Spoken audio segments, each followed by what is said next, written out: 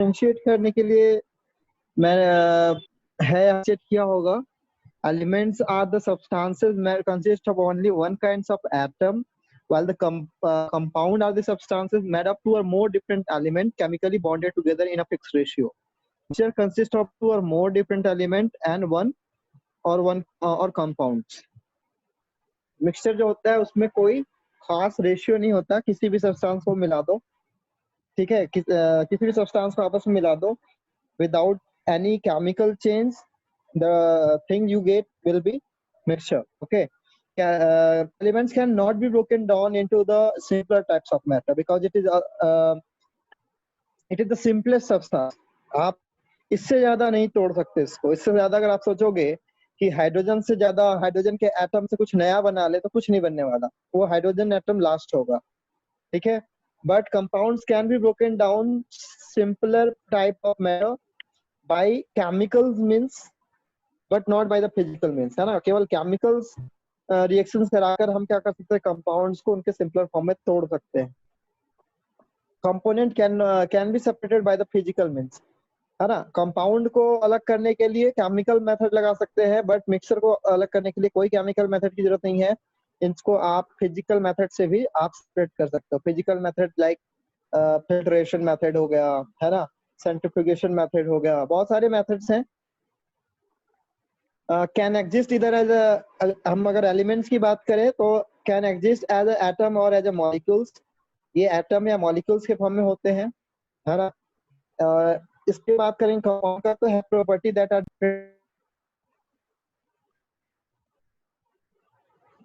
Different होती है, ठीक है. Retains many property of its compound. बहुत सारी प्रॉपर्टी रिटेन करते हैं कंपाउंड्स की. मिक्सचर में जो कंपाउंड्स की जो जितने भी कंपोनेंट्स होते हैं सबकी प्रॉपर्टीज होती है. जैसे आपने एग्जांपल में पढ़ा था कि सल्फर और आयरन को मिला दिया आपने, ठीक है, कोई उसको विदाउट हीट केवल मिक्स कर दिया, देन सल्फर और आयरन दोनों को आप बाई कलर पहचान सकते हो. आयरन की जो प्रॉपर्टी होती है वो मैग्नेटिक प्रॉपर्टी, उसके सामने अगर आप मैग्नेट को ले जाओगे तो वो, ठीक है, सेपरेट हो जाएगा. नाउ एग्जांपल्स में आता है हाइड्रोजन, कार्बन, गोल्ड. इसमें अगर एग्जांपल्स की बात करोगे तो क्या है, water, salt, carbon dioxide, sugar. इसमें एग्जांपल्स में अगर बात करो मिक्सचर की तो ये है एयर, सॉइल एंड एलॉय. अब बात करेंगे chemical symbols. Okay, chemical symbols क्या हुआ, तो एलिमेंट को, है ना, या कंपाउंड को हम सिंबल से रिप्रेजेंट करते हैं.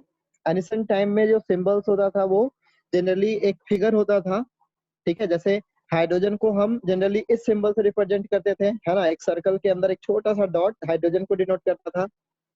सर्कल के अंदर एक छोटा सा लाइन को डिनोट करता था. एक डार्क सर्कल जो होता था कार्बन को डिनोट करता था. But it is very difficult to represent a chemical reactions by using these symbols. Okay, so पहले तो हम इसको लिखते थे, ठीक है. an element is represented by the symbol known as a chemical symbol. Okay, John Dalton was the first to use the symbol for representing element. Initially picture symbols are used. Okay, पहले जो John Dalton ने starting किया था symbol से represent करना, और उस समय वो पिक्चर सिंबल्स यूज करते थे. Figure 1.3 shows some symbol used by symbols used by ये Dalton के थ्रू कुछ symbols को यूज किया जाता था पहले, ठीक है. The abbreviation that are used to represent the elements of the chemical symbol. Most of the symbols are the first and one of the first two letter of the element. But आज जो है अभी जो हम में हम जब किसी एलिमेंट को रिप्रेजेंट करते हैं तो किसी एलिमेंट का जो सिंबल होता है वो उसके इंग्लिश या सेकेंड लेटर हो सकता है. How find a symbol, how can define a symbol. The symbol of an element is the first or second letter of its English or Latin name, ठीक है. उसको सबसे पहले किसने, लीनियस ने, कौन से साइंटिस्ट ने, लीनियस सबसे पहले इसको लाया था, रखा था, इस चीज को रखा था. तो most of the symbols are first one or two letter of the elements name in English or letter है. Hydrogen is represented by H, oxygen a by O first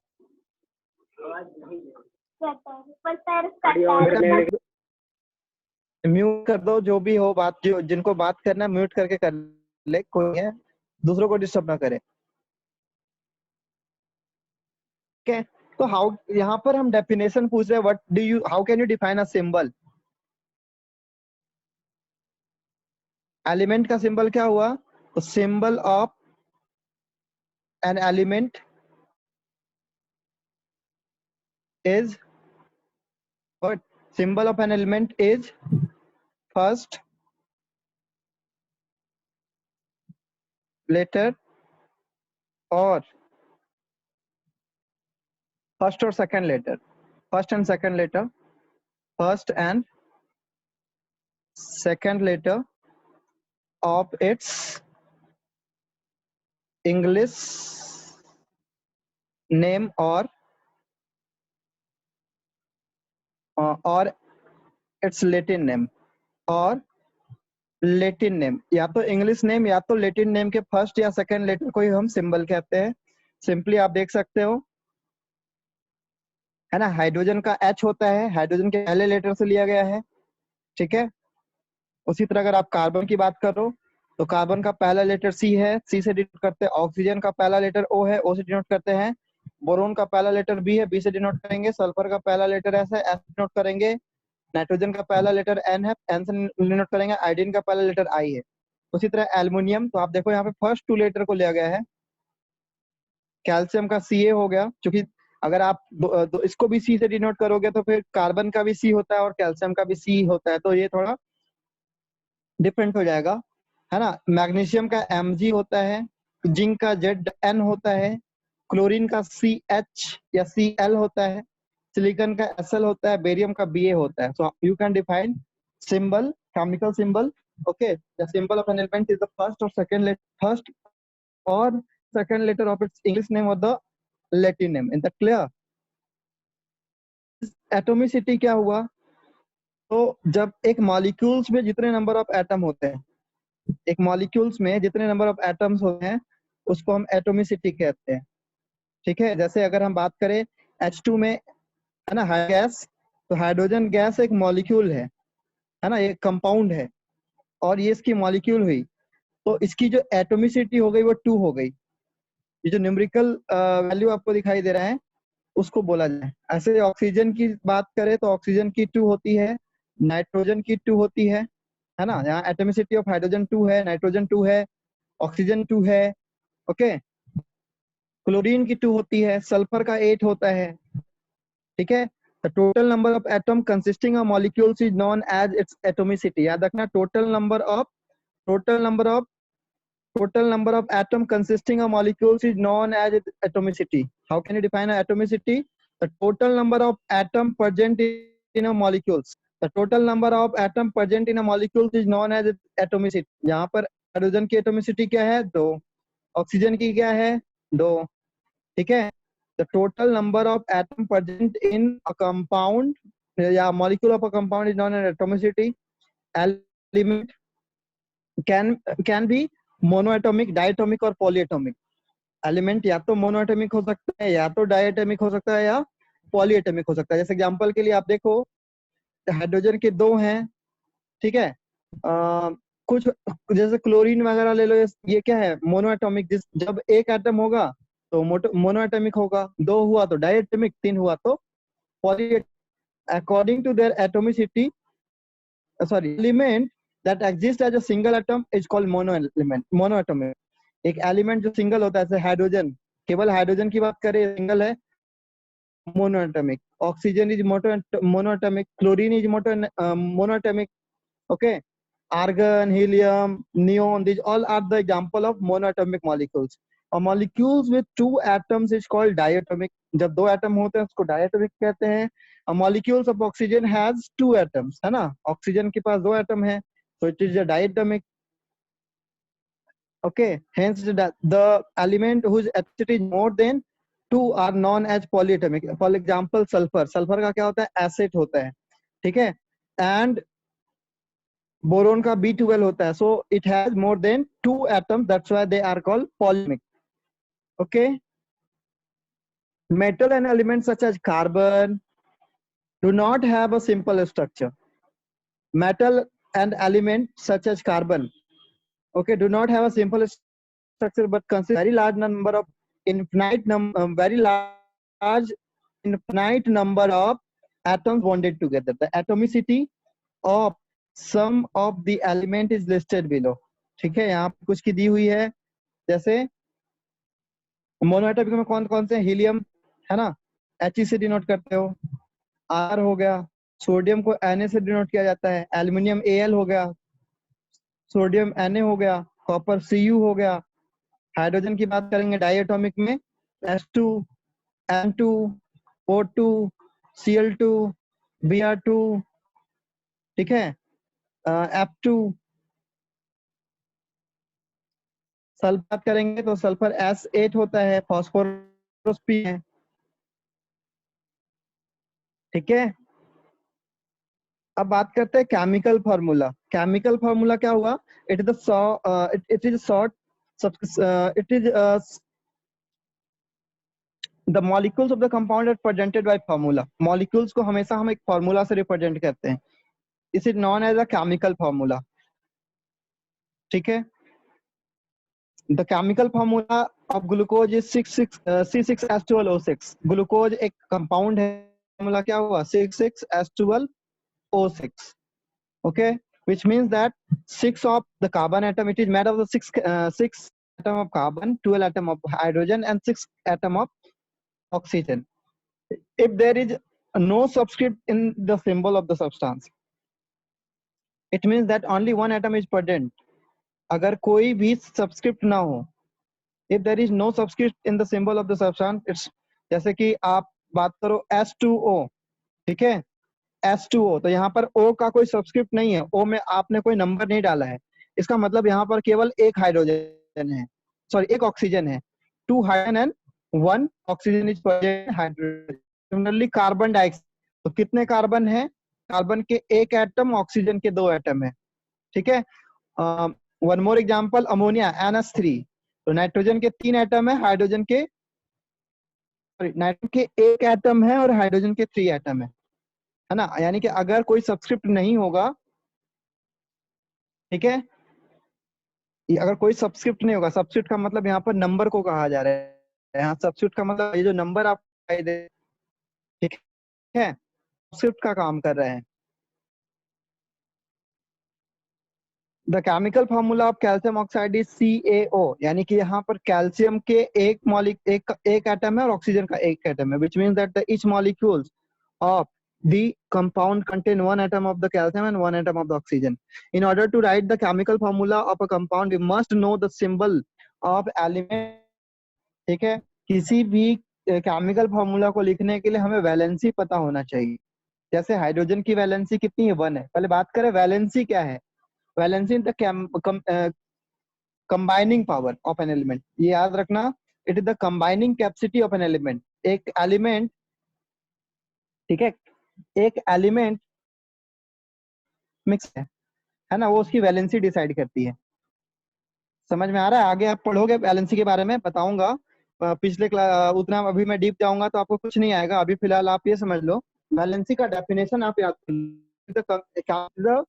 combining capacity of an element, the combining capacity of element is known as its valency, है ना। मतलब valency क्या है, यहाँ पे एक atom कितने एटम का है ना, यही उसकी वैलेंसी कहलाएगी। जैसे हाइड्रोजन की वैलेंसी कितनी है, 1, सोडियम की वैलेंसी कितनी है, 1, ठीक है। यहाँ पर हाइड्रोजन की वैलेंसी क्या देख रहे हो, 1 है। सोडियम Na का मतलब क्या हुआ, सोडियम, सोडियम की वैलेंसी कितनी है, 1 है। पोटेशियम, ये के क्या है, पोटेशियम को डिनोट कर रहे हैं, वैलेंसी कितनी होती है, 1। क्लोरीन की वैलेंसी कितनी है, 1। बोरोन की वैलेंसी कितनी होती है, 1। आर्गन की वैलेंसी कितनी होती है, सॉरी आर्गन नहीं है, अर्जेंटेनम है, सिल्वर है, ये सिल्वर की वैलेंसी कितनी होती है, 1, ठीक है। समझ में आ रहा है। पहले तो आप ये चीज याद रखना, what is valency, the combining capacity of an element with another element is known as its valency, okay. कुछ और को देखो, कॉपर की वैलेंसी 1 या 2 हो सकती है, एक एटम या 2 एटम जुड़ सकता है किसी के साथ, अभी हम बताएंगे वैलेंसी कैसे, मतलब वैलेंसी से कैसे आप कंपाउंड लिखोगे, पर अभी वैलेंसी याद करना आपको इम्पोर्टेंट है। ऑक्सीजन की वैलेंसी 2 होती है, मैग्नीशियम की वैलेंसी 2 होती है, कैल्शियम की वैलेंसी 2 होती है, सल्फर की वैलेंसी 2 या 8 2 या 6 हो सकती है।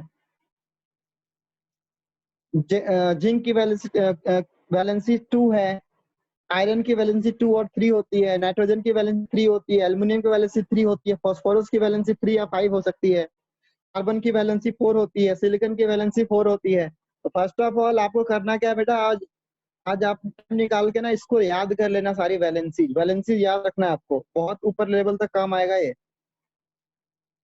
अब बात करते हैं रेडिकल्स। रेडिकल्स क्या हो गया? तो radicals are the free radicals are the molecular species, ठीक है, कैरिंग अ नेट चार्ज। जब कोई मॉलिक्यूलर स्पेसिस, कोई चार्ज आ जाता है तो रेडिकल्स कहलाता है ना।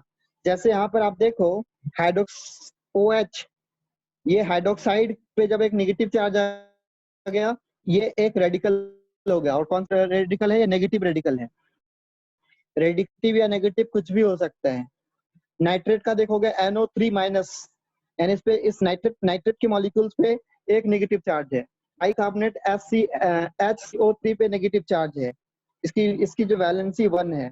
कार्बोनेट की बात करो CO3, उस पे 2 वैलेंसी नेगेटिव है, यानी उसकी जो, तो एक रेडिकल्स की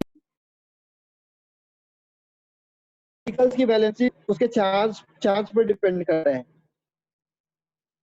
एक रेडिकल्स की वैलेंसी उसके चार्ज पर डिपेंड करता है। जैसे जितना चार्ज होगा उतना लिख दोगे। जैसे यहाँ एक नेगेटिव चार्ज है तो उसकी वैलेंसी 1 हो गई, कार्बोनेट पे एक नेगेटिव चार्ज है तो वैलेंसी 1 हो गई। यहाँ पर बाइकार्बोनेट में कार्बोनेट की 2 है तो इसकी वैलेंसी 2 हो गई। सल्फेट पे 2 नेगेटिव चार्ज है तो वैलेंसी 2 हो गई। फॉस्फेट पे 3 नेगेटिव चार्ज है तो 3 हो गई। ठीक है, अमोनिया पे 1 है तो 1 हो गई। समझ में आ रहा है नहीं आ रहा है? तो रेडिकल्स क्या हुआ? रेडिकल्स, पहले तो आप डेफिनेशन याद रखिए पहले। तो रेडिकल्स और the free radicals are the molecular species carrying a net charge. एक मॉलिक्यूलर जो नेट चार्ज कैरी करता है उसी को हम रेडिकल्स कहते हैं। Since there is a charge in the radicals, they are usually highly reactive and participate in a chemical reaction. एक रेडिकल्स बहुत ज्यादा रिएक्टिव होते हैं, वो बहुत ज्यादा किसी भी रिएक्शन में पार्टिसिपेट करते हैं क्योंकि उनके ऊपर चार्ज होते हैं।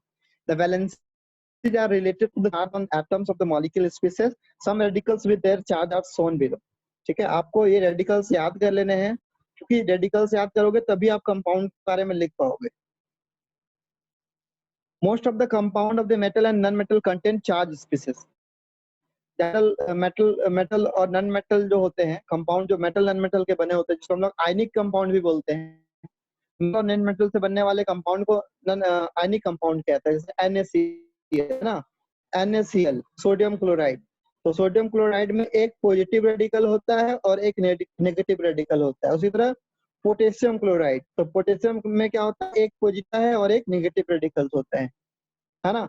अगर आप बात करोगे सोडियम हाइड्रोक्साइड, सोडियम हाइड्रोक्साइड में अगर आप बात करोगे तो सोडियम के पास एक पॉजिटिव रेडिकल होगा और हाइड्रोक्साइड के पास एक नेगेटिव रेडिकल्स होगा। ठीक है, अगर मैं बात करूं मैग्नीशियम क्लोराइड, ठीक है, मैग्नीशियम क्लोराइड में तो मैग्नीशियम की जो पर 2 पॉजिटिव चार्ज होगा और क्लोरीन पर एक नेगेटिव चार्ज होता है। समझ में आ रहा है नहीं आ रहा आपको?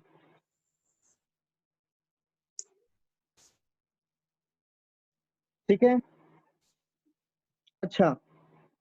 So most of the compound metals and non-metals contain charge species. These charge species are known as ions. तो यहाँ ये सोडियम आयंस को इंडिकेट कर रहा है, ये क्लोरीन आयन है, ये पोटेशियम आयन है, ये क्लोरीन आयन है, ये सोडियम आयन है, ये हाइड्रोक्साइड आयन है। These all represent ions. Is that clear?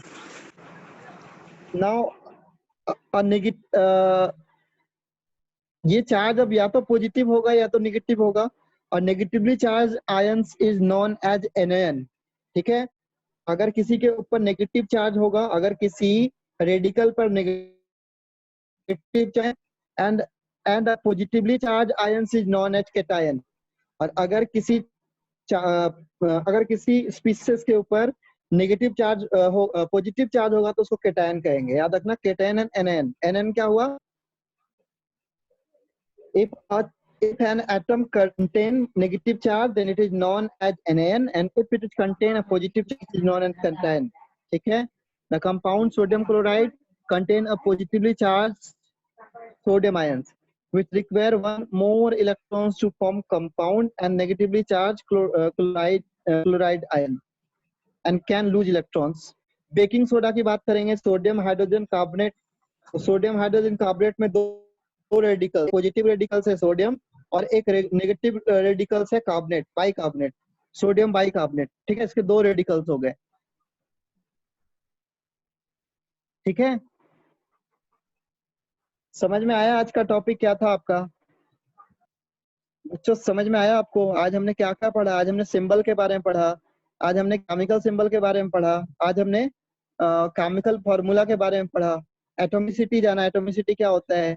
The number of atom consisting of molecules is known as atomicity. According to atom, molecules में भी मोनोएटॉमिक, डायटॉमिक और पॉलीएटॉमिक. ठीक है, ये आपको याद कर लेना है. उसके बाद हमने पढ़ा केमिकल फॉर्मूला. तो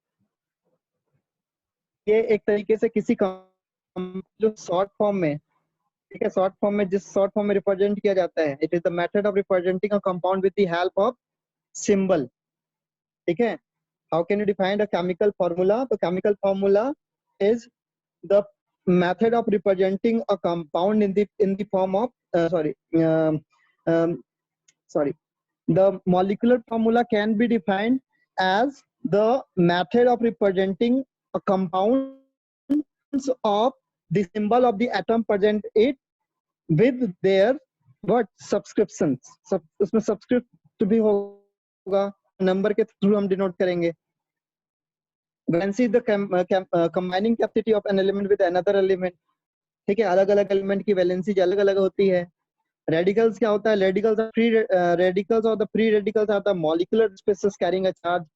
जब किसी मॉलिक्यूलर स्पीसीज के पास कोई चार्ज आ जाता है ना, तो उसको हम रेडिकल्स कहते हैं. रेडिकल्स में भी पॉजिटिव और negative. If a radicals is contain positive charge then it is known as cation, and if it is contain a negative charge then it is known as अनायन.